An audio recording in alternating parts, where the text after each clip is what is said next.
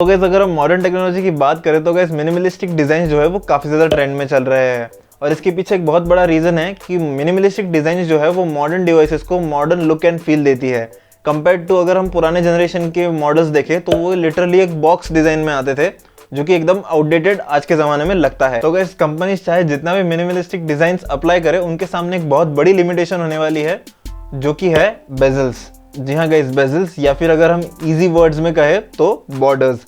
आप चाहे गाइस कोई भी डिवाइस ले लो, चाहे वो एक लैपटॉप हो, स्मार्टफोन हो, मॉनिटर हो या फिर हो एक टीवी, हर डिवाइस में आपको जो है वो बेजल्स देखने को मिल जाएंगे।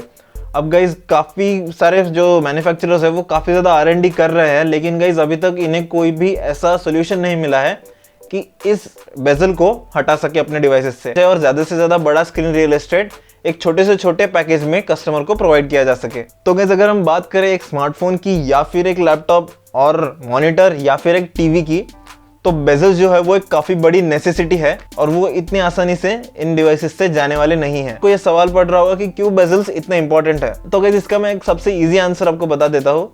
हमें बेजल्स इसीलिए ज़रूरी होती है क्योंकि ये LCD पैनल्स जो अभी लेटेस्ट है, इन सभी पैनल्स को जो है एक लेयर शेप में बनाया जाता है। इनमें काफ़ी सारे लेयर्स होते हैं जैसे एक सैंडविच की तरह, और उस सैंडविच को बनाए रखने के लिए हमें इस एजेस को जो है पूरा सील करना पड़ता है। आपको एक सिंपल एग्जांपल देता हूँ। अब बस एक ओरियो बिस्किट को इमेजिन कीजिए, उसके अंदर की जो क्रीम वाली लेयर है वो होगी हमारे डिस्प्ले की इंटरनल लेयर्स, और जो बाहर का जो बिस्किट वाला एरिया होगा वो हो गए हमारे डिस्प्ले की बेजल्स। तो इसी तरह से जैसे कि क्रीम को कवर करने के लिए हमारे पास बिस्किट के 2 लेयर्स होते हैं ओरियो में, उसी तरह से डिस्प्ले में हमारे पास बेजल्स होते हैं to protect the inner layers of the display. तो गाइस बेजल्स का काम सिर्फ स्ट्रक्चरल स्ट्रेंथ और प्रोटेक्शन प्रोवाइड करना नहीं होता है। बेजल्स के अंदर वो कंपोनेंट स्टोर होते हैं जिनसे डिस्प्ले को जो है पावर मिलती है और चलने में हेल्प होती है। तो गाइस आप अपने टीवीज को जो है वो ध्यान से देखें तो आपको एक साइड का बेजल जो है वो बड़ा दिखेगा compare to the other side of the bezels. ऐसा इसलिए होता है क्योंकि उसी बेजल के अंदर सारे के सारे मेजर कंपोनेंट्स जो है वो स्टोर होते हैं। और मोस्टली गाइस ये नीचे वाला बेजल होता है जो कि टीवी के बेस की तरफ होता है। अगर हम टीवीज के बारे में बात करें, मॉनिटर्स में भी उसी बेजल का यूज़ होता है।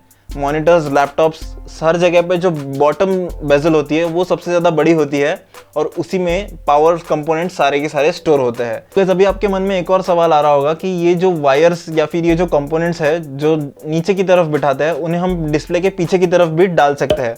और जी हाँ गाइस, ऐसा बिल्कुल किया जा सकता है, लेकिन गाइस एक बार अगर हमने ऐसा कर दिया तो जो डिस्प्ले की थिकनेस है वो बढ़ जाती है, इसीलिए इन्हें पीछे की साइड कभी लगाया नहीं जाता। कंज्यूमर्स को ये बात अच्छी नहीं लगती है, इसीलिए गाइस काफ़ी सारी कंपनीज ये करना अवॉइड करती है। अगर आप स्पेशली लैपटॉप्स वगैरह में देखेंगे तो उनके बेजल्स के ही अंदर सारे इक्विपमेंट्स होते हैं, लेकिन अगर आप टीवी या मॉनिटर में देखेंगे तो उनके इस केस में ऐसा किया जा सकता है और ऐसा कंपनीज करती भी है। तो अगर आप टीवी या मॉनिटर को देखेंगे तो उनके पीछे मेजर कंपोनेंट्स होते हैं और सिर्फ वायर्स जो होती हैं वो उन्हीं को सिर्फ बेजल्स के अंदर से ले जाया जाता है। लेकिन फिर भी गाइस बेजल्स ज़रूरी होती है क्योंकि डिस्प्ले, जैसा कि मैंने समझाया कि सैंडविच रहता है पूरा, तो उसे प्रोटेक्ट करने के लिए बेजल्स ज़रूरी है। तो फिर अभी आप लोग बोल रहे हो कि यार मेरे फ़ोन में तो बेजल्स नहीं है, मेरे फ़ोन में जो है वो काफ़ी कम बेजल्स है। तो इसके भी पीछे एक बहुत अच्छा रीज़न है, वो भी मैं अभी आपको एक्सप्लेन करता हूँ। तो गाइस फ़ोन्स में जो है, फ़ोन्स को सबसे पहले बनाया इसीलिए जाता है ताकि वो कॉम्पैक्ट रहे, मतलब आपको कम पैकेज में ज़्यादा से ज़्यादा डिस्प्ले साइज़ मिले। और ये करना बहुत मुमकिन होता है क्योंकि गाइस फ़ोन का जो डिस्प्ले है उससे पीछे की तरफ सपोर्ट मिलता है चिपसेट और बैटरी का, जिससे कि उसे प्रोटेक्शन भी मिलती है। और इसी की वजह से फ़ोन्स के जो बेजल्स है वो काफ़ी ज़्यादा कम हो सकते हैं। लेकिन गाइस यही चीज़ करना हमें मॉनिटर्स और टीवी में मुमकिन नहीं है, इसीलिए गाइस फ़ोन में जो है वो काफ़ी कम बेजल्स होती है कंपेयर टू टीवी, लैपटॉप या फिर मॉनिटर्स। फ़ोन को जो है वो ज़्यादा प्यार मिलता है मैन्युफैक्चरर्स की तरफ से क्योंकि गाइस मैन्युफैक्चरर्स का सबसे ज़्यादा बिकने वाला प्रोडक्ट एक फ़ोन ही होता है, इसीलिए उसकी रिसर्च एंड डेवलपमेंट में ज़्यादा पैसे खर्च किए जाते हैं कंपेयर टू लैपटॉप या फिर मॉनिटर और टीवी के। फ़ोन से जुड़ा हुआ एक बड़ा इकोनॉमिकल फैक्टर भी होता है कि एक तो ये सबसे ज़्यादा बिकने वाले प्रोडक्ट भी होते हैं, और साथ ही साथ गाइस जब ये डिस्प्ले पैनल्स जो बनते हैं वो बहुत बड़े बड़े बैचेस में बनते हैं।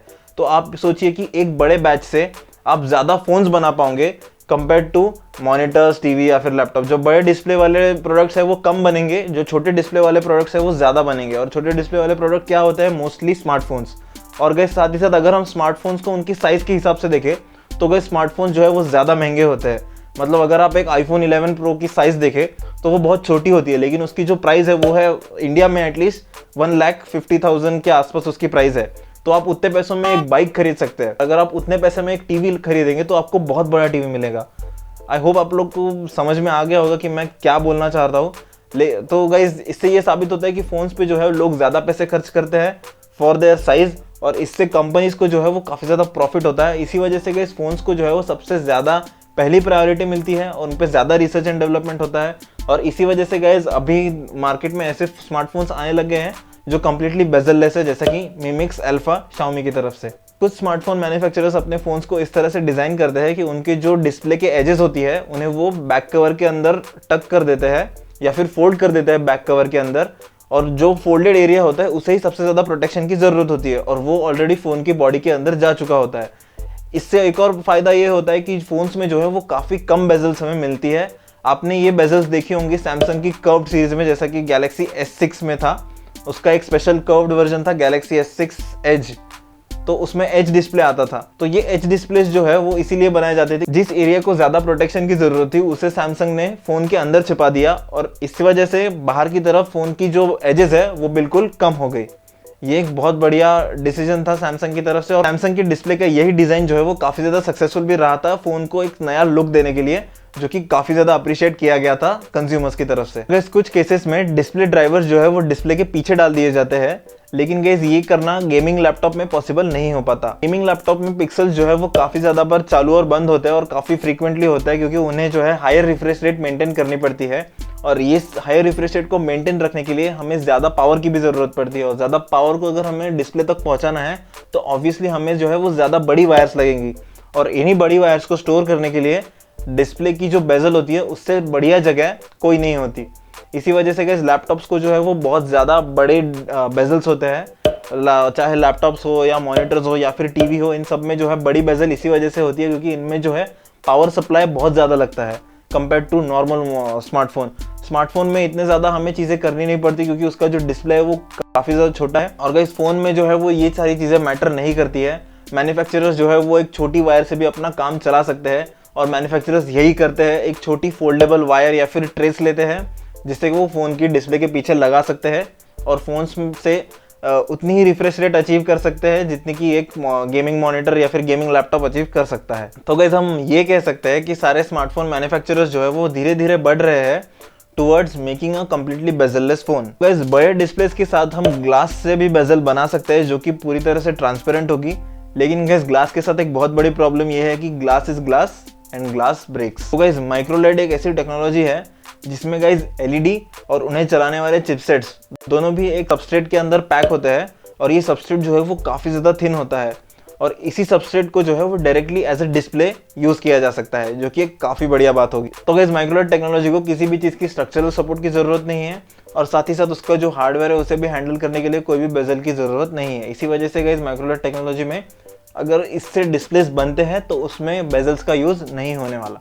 अगर आपको अभी के अभी बेजललेस डिस्प्ले का एक्सपीरियंस चाहिए तो आप जाके HoloLens भी खरीद सकते हैं। Thanks for watching. अगर आपको ये वीडियो अच्छा लगा होगा तो प्लीज़ लाइक कर दीजिए, शेयर कर दीजिए और चैनल को भी सब्सक्राइब कर दीजिएगा। हमारे दूसरे वीडियोस भी आप देख सकते हैं। और गाइस अगर आपको कोई सुझाव या कमेंट आपको करना होगा तो आप नीचे डिस्क्रिप्शन में भी कमेंट कर सकते हैं। और गाइस अगर हम फ़ोन के बारे में बात अगर हम फ़ोन्स के बारे में बात करें तो गाइस फ़ोन्स पर ये सारी चीज़ें आप तो गाइस बड़े डिस्प्लेस में भी बेजल्स तो बन ही तो यार अब आप सोच रहे होंगे कि यार अगर हमें बेजल्स तो गाइस अभी आप